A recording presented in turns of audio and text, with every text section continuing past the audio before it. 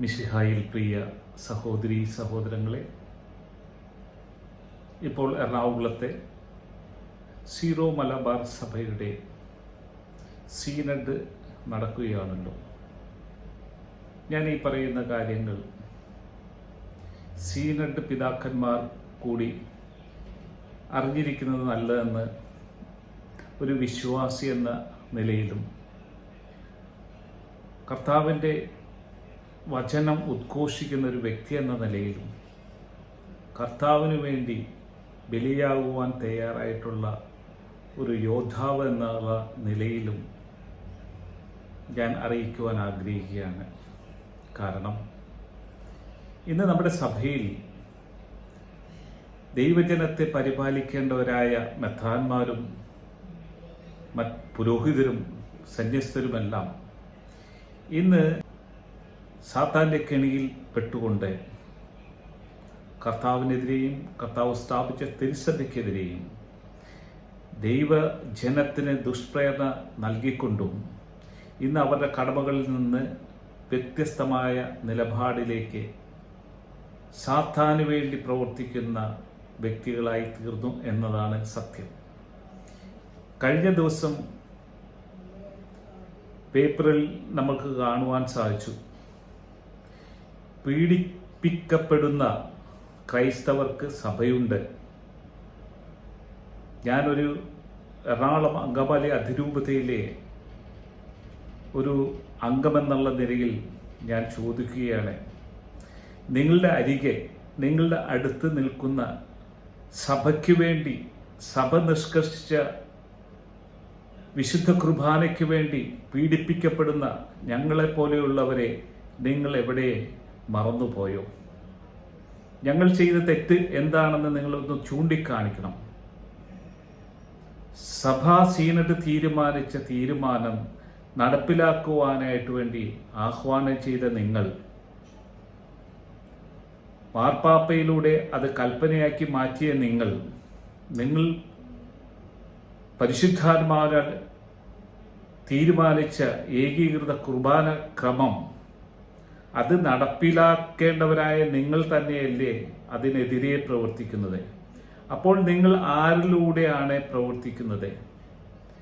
ചങ്കൂറ്റമുള്ള മെത്രാന്മാരാണെങ്കിൽ, ദൈവത്തിനു വേണ്ടി ബലിയാകുവാൻ വേണ്ടി തയ്യാറായിട്ടുള്ള മെത്രാന്മാരാണെങ്കിൽ, പരിശുദ്ധാരൂപിയാൽ പൂരിതമായ മെത്രാന്മാരാണെങ്കിൽ, നിങ്ങൾ ഏകീകൃത കുർബാനയ്ക്കായിട്ട് ദൈവത്തിനു വേണ്ടി ബലിയാകണം.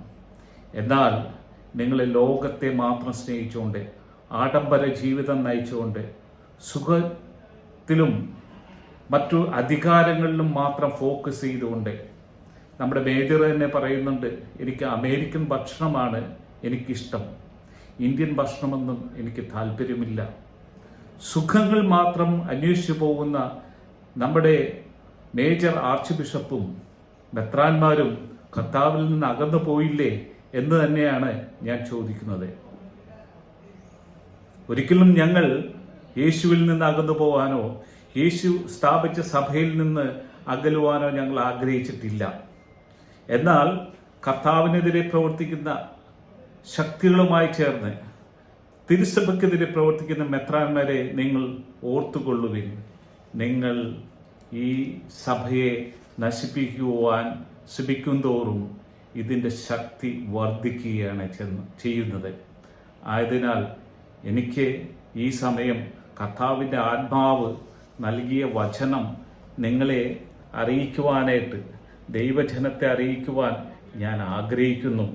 കർത്താവിൻ്റെ സുവിശേഷം യഥാർത്ഥ ശിഷ്യൻ എന്ത് ചെയ്യണമെന്ന് നമ്മളെ ബോധ്യപ്പെടുത്തുന്നുണ്ട്. മത്തായിയുടെ സുവിശേഷം 7-ാം അധ്യായം 21 മുതലുള്ള വാക്കുകൾ നമ്മൾ ശ്രവിക്കുമ്പോൾ നമുക്ക് മനസ്സിലാവുന്നത്, കർത്താവേ കർത്താവേ എന്ന് എന്നോട് വിളിച്ചപേക്ഷിക്കുന്നവനല്ല, എൻ്റെ സ്വർഗസ്ഥനായ പിതാവിൻ്റെ ഇഷ്ടം നിറവേറ്റുന്നവനാണ് സ്വർഗരാജ്യത്തിൽ പ്രവേശിക്കുക. അന്ന് പലരും എന്നോട് ചോദിക്കും, കർത്താവേ കർത്താവേ, ഞങ്ങൾ നിന്റെ നാമത്തിൽ പ്രവചിക്കുകയും നിന്റെ നാമത്തിൽ പിശാചുകളെ പുറത്താക്കുകയും നിന്റെ നാമത്തിൽ നിരവധി അത്ഭുതങ്ങൾ പ്രവർത്തിക്കുകയും ചെയ്തില്ലേ? അപ്പോൾ ഞാൻ അവരോട് പറയും, നിങ്ങളെ ഞാൻ ഒരിക്കലും അറിഞ്ഞിട്ടില്ല. അനീതി പ്രവർത്തിക്കുന്നവരെ നിങ്ങൾ എന്നിൽ നിന്ന് അകന്നു പോകുവിൻ. എൻ്റെ ഈ വചനങ്ങൾ ശ്രവിക്കുകയും അനുസരിക്കുകയും ചെയ്യുന്നവൻ പാറമേൽ ഭവനം പണിത വിവേകമതിയായ മനുഷ്യന് തുല്യം. മഴ പെയ്തു, വെള്ളപ്പൊക്കമുണ്ടായി, കാറ്റൂതി, അത് ഭവനത്തിൽ ആഞ്ഞടിച്ചു, എങ്കിലും അത് വീണില്ല. എന്തുകൊണ്ടെന്നാൽ അത് പാറമേൽ സ്ഥാപിതമായിരുന്നു.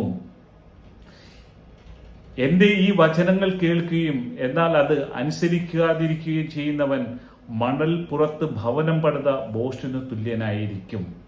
മഴ പെയ്തു, വെള്ളപ്പൊക്കമുണ്ടായി, കാറ്റൂതി, അത് ഭവനത്തിന്മേൽ ആഞ്ഞടിച്ചു, അത് വീണുപോയി. അതിന്റെ വീഴ്ച വലുതായിരുന്നു. യേശു ഈ വചനങ്ങൾ അവസാനിപ്പിച്ചപ്പോൾ ജനാവലി അവന്റെ പ്രബോധനത്തെപ്പറ്റി വിസ്മയിച്ചു. അവരുടെ നിയമജ്ഞരെ പോലെയല്ല, അധികാരമുള്ളവനെ പോലെയാണ് അവൻ പഠിപ്പിച്ചത്. അതേ പിതാക്കന്മാരെ, നിങ്ങൾ ഈ സീനഡിലൂടെ ദൈവത്തിൻ്റെ വഴിയിലൂടെ സഞ്ചരിക്കുവാനുള്ള കൃപാവരം നിങ്ങൾക്ക് ലഭിക്കട്ടെ എന്ന് ഞങ്ങൾ പ്രത്യേകം പ്രാർത്ഥിക്കുന്നു. തിരുസഭയെ ഒരിക്കലും നിങ്ങൾക്ക് തകർക്കുവാൻ സാധിക്കുകയില്ല.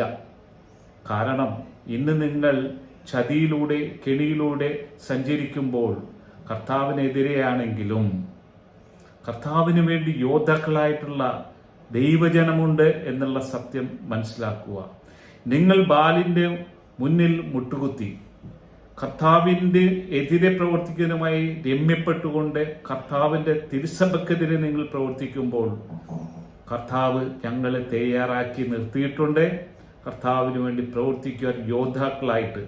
അതുകൊണ്ട് സഭയോട് ചേർന്ന് സഭയുടെ ഏകീകൃത കുർബാനയ്ക്കായിട്ട് പ്രയത്നിക്കുന്ന വളരെയധികം ജനതകൾ ഇന്ന് നമ്മുടെ ഇടയിലുണ്ട്.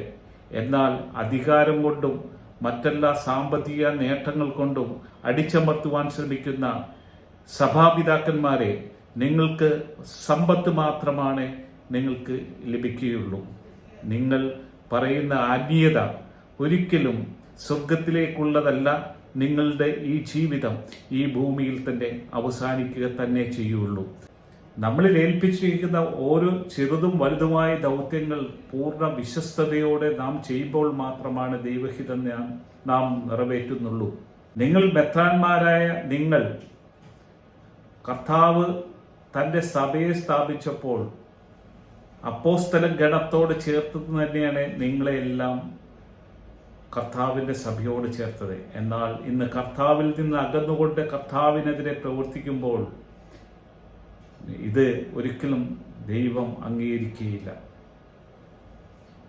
ഈ സീനട്ട് നിങ്ങളുടെ അവസാനത്തെ സീനട്ടായി തീരട്ടെ എന്ന് തന്നെയാണ് ഞങ്ങൾ ആഗ്രഹിക്കുന്നത്. കാരണം നല്ല രീതിയിൽ പരിശുദ്ധാത്മാവിൻ്റെ പ്രവർത്തനങ്ങൾ നിങ്ങൾക്ക് തീരുമാനിക്കാനോ പ്രവർത്തിക്കുവാനോ നിങ്ങൾക്ക് സാധിക്കുന്നില്ല. കാരണം നിങ്ങൾ പരിശുദ്ധാരൂപിയിൽ നിറഞ്ഞ് എടുത്ത തീരുമാനമായിരുന്നു ഏകീകൃത കുർബാന സമർപ്പണം.